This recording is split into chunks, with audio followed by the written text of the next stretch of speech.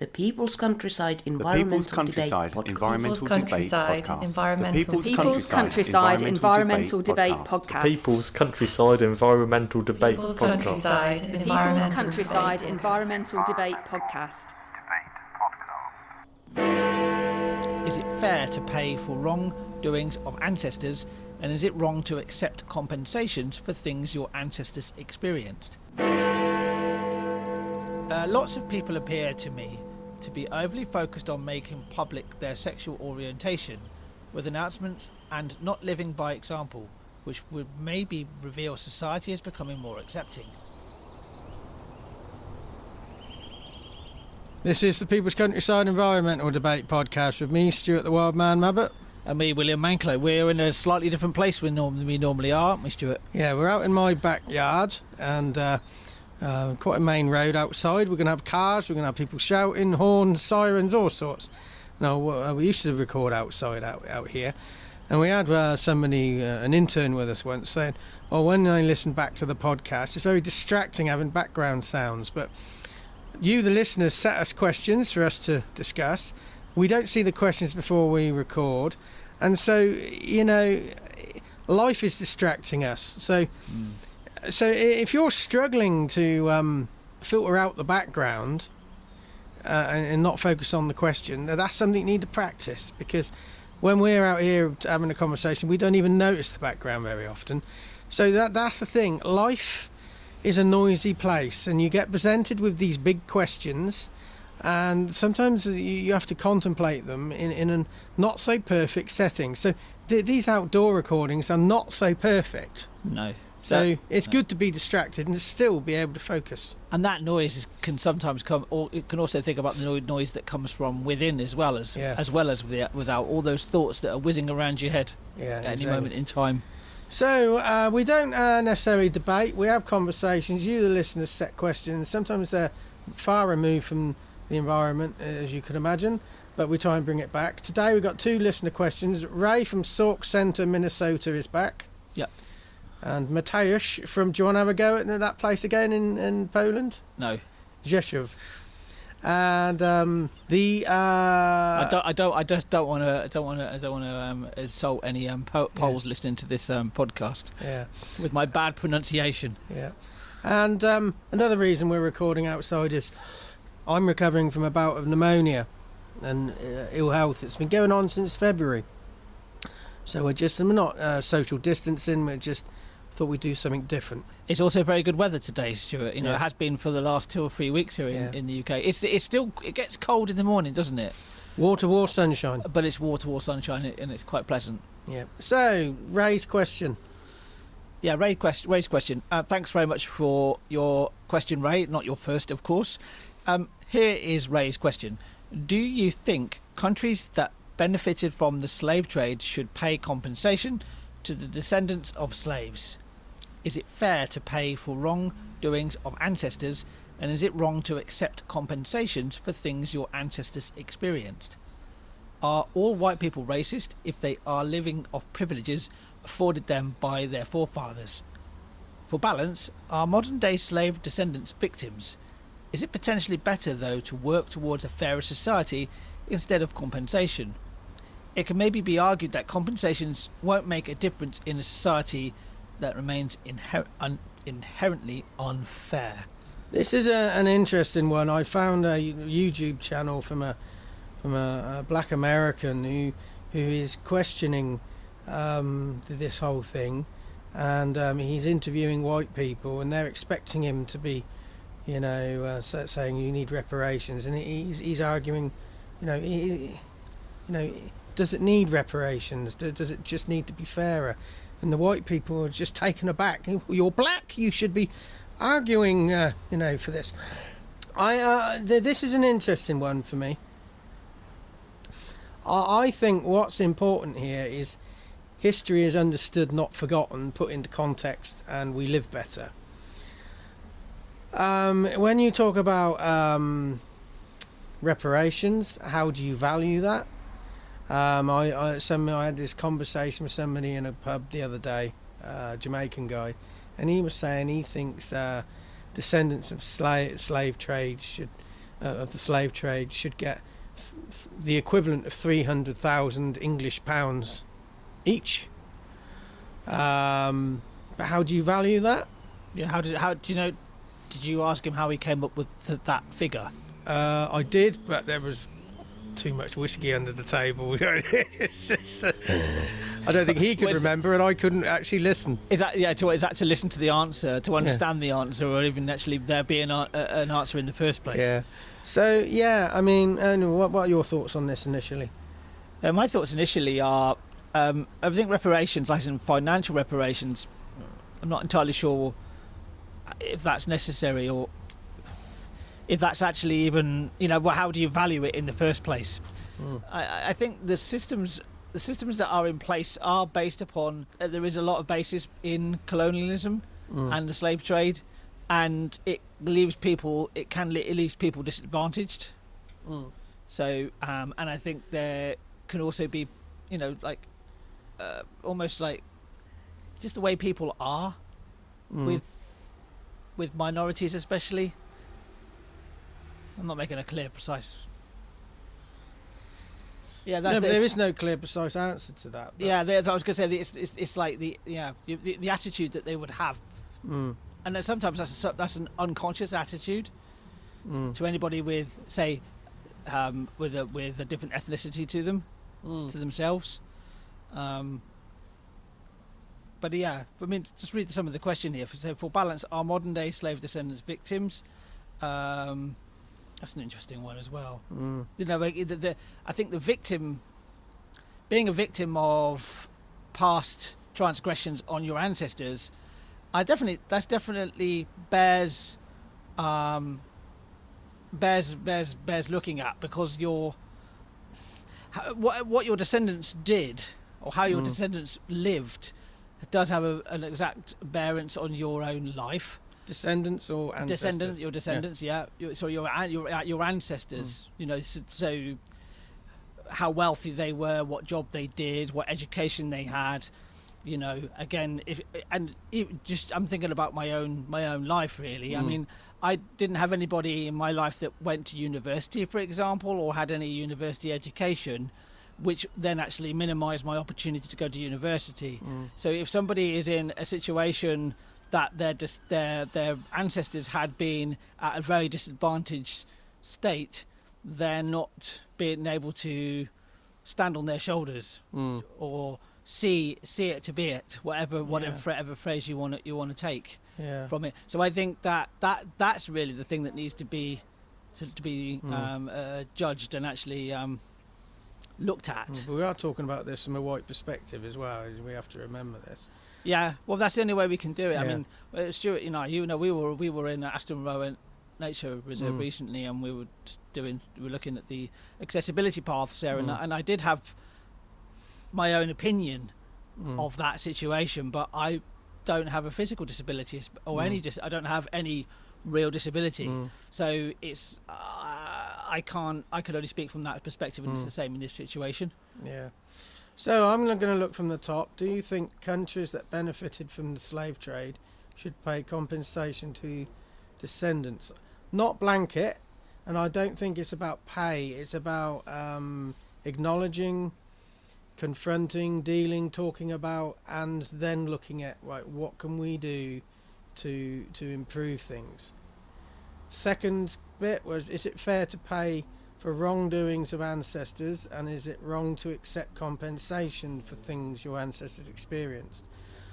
Two things there. I think it's wrong to not acknowledge and not see the tendrils, and there you go, background sounds. And I think it's wrong to not acknowledge and wrong to not accept and admit that how things are now are a consequence of what went on in the past. Is it wrong to accept compensation? I think that's down to the receivee, I think I don't think money is going to compensate. So I think the reparations aren't necessarily a financial thing. Are all white people racist if they are living off privileges afforded them by their forefathers. I don't think they're necessarily racist, but again, you have to look at, we are in a privileged position because. I'm just thinking of all the industry that built Western civilization, Yeah. Western Europe, and particularly here in the UK, that was based upon the back of slavery. And it says, are all modern day slave descendants victims? Not by default, no. I mean, yes, Ray's next point is kind of where I was trying to get to earlier, which is it potentially better, though, to work towards a fairer society instead of compensation. I think that fairer society is what we need to work towards. However, to get there in the first place, we have to get people recognising that they're in a privileged position in the first place, and actually understanding that. And recognise the full context of history. Yeah. I mean, there's a history is history after all. You shouldn't actually push the bad things under the carpet any more than bring the good things to the fore. It should be balanced. It's a political hot potato, though. There are conservatives that don't like the fact that if you go to a stately home and you actually are given the full history about how that house came into being, and it would include mention of the slave trade especially and colonialism. I think it makes people feel uneasy. I think when you've got your own narrative in your head that what we did, we did some shit stuff, but on the whole, the British Empire was an amazing thing. That if whatever shatters that illusion, can feel like a threat. But we've mentioned about this in a previous episode. I'd just also like to make one point as well, that sometimes the equality can often feel like oppression to some people.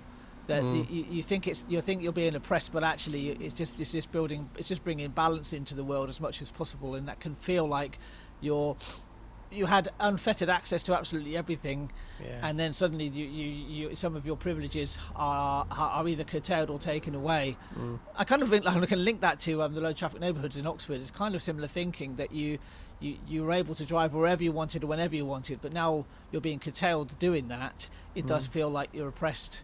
And I think that's what we sometimes do, is we oppress our own thoughts about the bad things that are being done in our name. And I think that goes back to the whole thing about that are white people racist if they're living off privileges afforded by the forefathers. I had another point, but it's gone. But I think it's another big question, Stuart. That's one thing. One conclusion I will come to. It can be argued that compensation won't make a difference in a society that remains inherently unfair. Absolutely. I mean, I said at the beginning, how do you put a value on compensation? And if it remains unfair, the value of that just dissipates. And many people say, oh, well, okay, we had a colonial past, but we improved the countries and we gave it back. But that's only part of the story. I've got an analogy in my mind of if your house has just been burnt down to the ground, there's nothing left of it, and then somebody comes up with and gives you money to rebuild it, but that's all you've got. You've just got money.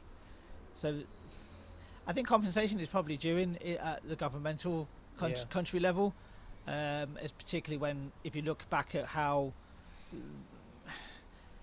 the colonial countries, for the want of a better phrase, were treated by the colonial powers, because it wasn't just the United Kingdom. There were other countries which had colonies, but on the whole, it needs a reframing.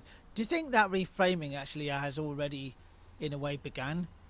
In a way, but I think doing the right thing isn't necessarily comes in financial terms. Yeah, and can we two questions? What would be an action on this point, and is there a way of turning that towards an environmental slant? Well, I would say just think about. In all the different things, when you think about your life, doing the right thing, try and think about ways that you can do it without throwing money at it. And with the environmental slant, you can throw a lot of money at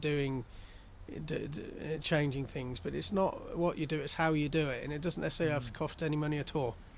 Yeah, sometimes the best things. Have you ever think about what the impact that Greta Thunberg had on the world, and Greta didn't spend any money just not going to school, did she? Yeah. You know. Anyway, we got a monster question coming up next, so it's going to be quite a long episode. This. So Mateusz in Rzeszów, Poland. Right. Do you want to have a go at this question? We haven't read this. We don't know what it's about. I'm intrigued. It starts with the phrase "lots of people," so that's always an interesting start. So thank you, Mateusz, for your question.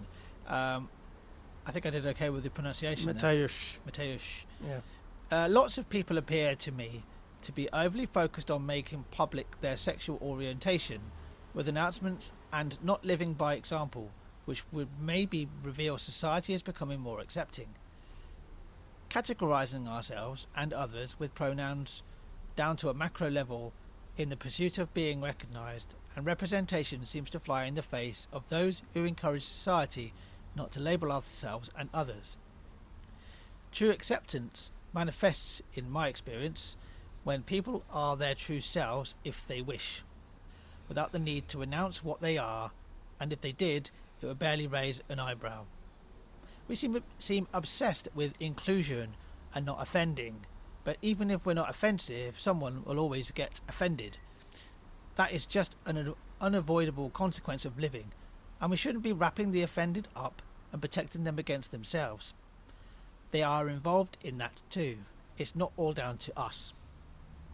Some people who habitually protest, I feel, wake up not knowing what they are protesting about that day and feel so empty that they invent something to fill the void. When in a face-to-face setting and people introduce themselves and others using pronouns and defining themselves and their lives through their sexuality seems at times too much insight. At times it feels inappropriate. Also, I read someone's bio, a businessman that I know personally, and it read very oddly until I realised the context was the pronouns they were using for themselves. He, they. Unless they remove these potential confusions, messages could be misunderstood or lost, which could be damaging to the climate change world, for example. Representation is great, but making issues out of what ideally should be a non-issues can be a distraction. This isn't semantics, it's a genuine personal concern, and I should be allowed to express that respectfully. The bio I referred to before was confusing as the guy was using he, they to describe themselves when he was a heterosexual man, and without explaining the use of pronouns at the start. It felt insincere and designed to impress about their talents and respect for others, and came across as overly politically correct. They perhaps assumed this crap would make them look like a good person. It felt though they wanted to appear modern, but only succeeded in showing they maybe had an agenda and potentially trying to cover up other things about themselves by directing our attention where they wanted it to be. We need clear messaging in daily life to achieve good things, without getting bogged down in the minutiae. Academic and anthropological understanding is maybe the place for all of this, not in everyday language. Less is more, and we need to live by example, not using unnecessary filler words generated by some misguided androgynous piece of AI software. Now, it's quite a long question, isn't it? Right? Yeah, but it's kind of a statement at the same time. But I think it's intriguing with when you think about gender politics. Gender politics has been made into a much bigger thing than it actually is. I heard a stat in the US. There was a poll done among, I think maybe it might have been Republican voters, but I can't remember exactly. But it was a poll done, and it was asked the question of what percentage of the population do you think are transgender? And the answer came back as 25%, a quarter. The real answer to that question was something in the region of 0.4%. I think when it comes to me, overall what the question here is talking about is, are we needing to use these pronouns as much as we are? Are we making this such a big issue? That's what it feels like to me. And I think it becomes important to an individual, but in every context. If it matters to you, I mean, Stuart, you have talked about in the past that a name is really important. What you're called is really important to you. We've had this conversation about William. Yeah. Me. But if somebody doesn't want to be called she, wants to be called him, I've got no beef with that at all. I think when it comes to, anything like this can be kind of used as capital, or to be used as like as this, whoever this business person is from Mateus's point of view, that they're using it as a method of making themselves look better. Manipulation, yeah. And I think that's what it often boils down to. I mean, I can't speak for anybody who is, say, transgender or that isn't really heterosexual white male, because that's my experience. I'm a cis white male. That's what I would be called. That's what I'd be called. I don't define that as myself. But I think you have to. I think on an individual basis, you really do have to be careful of that. I've been in business meetings where everybody is encouraged, if they feel comfortable using their pronouns, they introduce themselves, saying, "Oh, I'm Dwayne Dibley," and you say, and it's. I was in a meeting and I was the only. There was 10 of us, and I was the only one not to say what my pronoun was, and I was sort of made to feel slightly uncomfortable about that. But it's sort of like. If an individual in a meeting... Was that from your own perception, though? I was uncomfortable. Well, that's all we've got is our own perception. That's very true. I don't think other people were intentionally trying to make me feel uncomfortable. I just felt uncomfortable because I wasn't revealing it. But I think if one person in that group of 10 wanted to announce their pronouns, yeah. But to have it standard, everybody does it.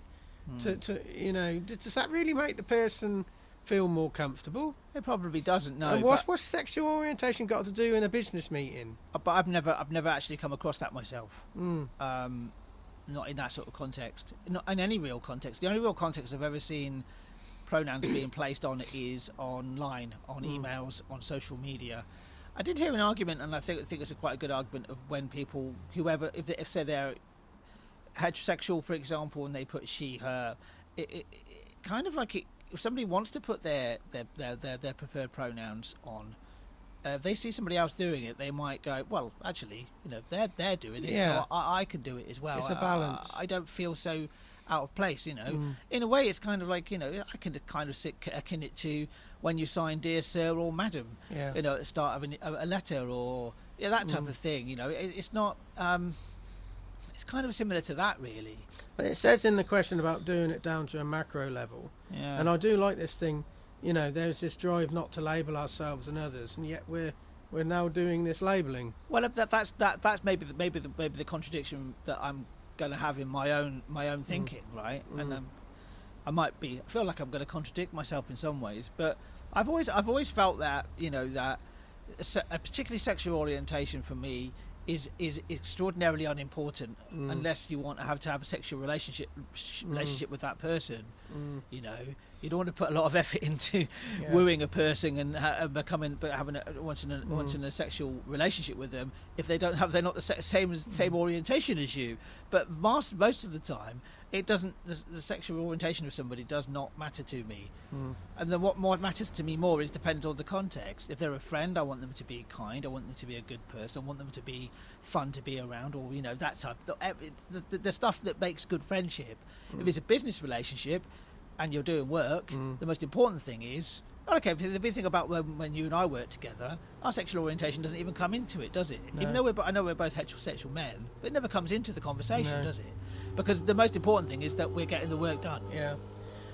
So also I'm reading through, it says we seem obsessed with inclusion and not offending. Absolutely. I think true inclusion is people just getting on with it and not having to announce, and and it doesn't raise an eyebrow. It's like, I don't think we've come very far with homosexual acceptance since the 70s, really. It's all pushed under the carpet. No, and it wasn't that long ago that homosexuality was still illegal in the UK, wasn't it? Yeah. One of the most startling cases is, of course, Alan Turing, the guy who actually literally solved the Enigma code and probably helped win the Second World War, and he was castrated for his homosexuality. Castrated or castigated? Castigated. Yeah, Thank you. he was castrated. I don't know. Well, he was definitely had to have anti-gay therapy, for want of a better phrase. Yeah. The I like this here. It says we shouldn't be wrapping the offended up because being offended is an unavoidable consequence of living, and we shouldn't be protecting them against themselves. I don't think we should actively go out there and offend. If we have somebody is offended, it doesn't necessarily mean we've been offensive. They've just been offended. We can apologise for that, but it is a consequence of life.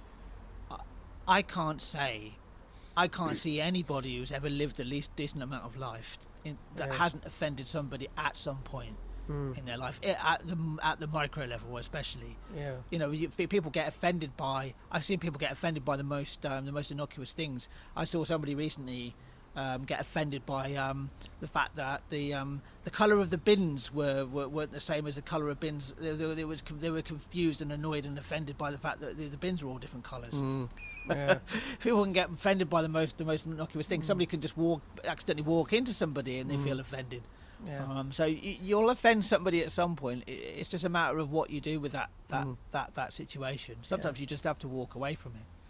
It says here, this is changing it slightly, some people who habitually protest, I feel wake up, that's what it says in the question, I feel wake up not knowing what they're protesting about that day and feel so empty they invent something to fill that void. I think there are people, activists and stuff that, you know, who do go overboard. I know somebody who was on the Aldermaston thing in the 60s and 70s, anti-nuclear thing. She just went through her whole life moving from one moan to another. Yeah. And so there is some truth in that. But some people are filling a void. But I think if somebody's again confronted with the truth, or confronted with a really strong truth, not the only truth, but a strong truth that goes against what they're thinking, you often find that they'll flip to another subject very quickly in that sense, in that conversation. You know, they'll flick to something else. The bulk of this question is about this businessman that Mateusz read an article from, and I have read articles as well from businessmen and all sorts, and at the very end it will give the pronoun, but when you start reading it, it says they, and you wonder who's they. You know, sometimes it does get confusing in the written form unless you actually announce it at the beginning. Yeah. But if you announce it at the beginning, what the hell? It's almost like somebody, I'm looking at my roses on the wall, and they suffer with black spots some years, so I don't get onto them. So if I read an article from the RHS about how to deal with black spot, and they put the author put pronouns in, and started he, they, and all the rest of it, it's not relevant. It's about black spot. Yeah. Keep it relevant, people. Yeah, exactly. It says here we need clear messaging in daily life to achieve good things. And I think maybe there's too much messaging if you think about it. But it says academic and anthropological understanding is maybe the place for all this. Yeah, I do think there is something in that. We're leaving the door open for somebody to say how they want to be addressed without making an issue of it. I haven't got much to say about the androgynous piece of software comment at the end. I think that's a different bee in your bonnet. I think less is more is definitely the one thing I'd like to pick up on. I think we're definitely in a situation now in a time where there is so much information given to us and bombarded to us at all times that, particularly, I mean, Stuart, you don't use your phone. I don't have a phone that internet access. Has internet access. Yeah, that, you know, if you're on Instagram or you're on YouTube Shorts, Instagram Reels, you can flip through these, and there is so much information in each video, and often they're very different bits of information. So your brain's always trying to figure out what's the most important, what needs to be filtered out. There's a lot of information being thrown at us. I mean, I would definitely recommend as an action to this episode, a bit of a slightly left field one of actually thinking about where you get your media from, and actually sometimes just switching off and going out and smelling the roses. Literally, we were just talking about roses, weren't we? So my action, bringing it back to these pronouns, bringing it back to a environmental slant and protesting and all the rest of it. If you want to get messaging across, it needs to be simple and clear, without getting bogged down in the minutiae. That's my conclusion. Got anything else to say? No, we could actually probably spend another whole hour Yeah. on just going through the minutiae. the various points. Yeah, exactly. There's so many points in that question. The one thing I will say, this question we generally put the questions in the description of every single episode. This one is so long, it's going to go into, I can almost pretty much guarantee it will go over our 4,000 character limit. Yeah. In the text itself of the question will be on a separate document. But yeah, have a look in the description of this episode, and you can have a look through yourself and come up with your own conclusions and see what sparks in your mind. So the next episode, we got Lucas and Punta Arenas in Chile again, he's back, and then Bronwyn from Atlanta, Georgia, USA. He was also back. Yeah, back, and moderate length questions. So we'll see you then. I've been Stuart the Wild Man Mabbott. I've been William Ankler. Thanks very much for being with us. And can you hear the blue tits in the background? Yeah, they're nesting above my head, and I'm going to leave you with the ambience of my yard.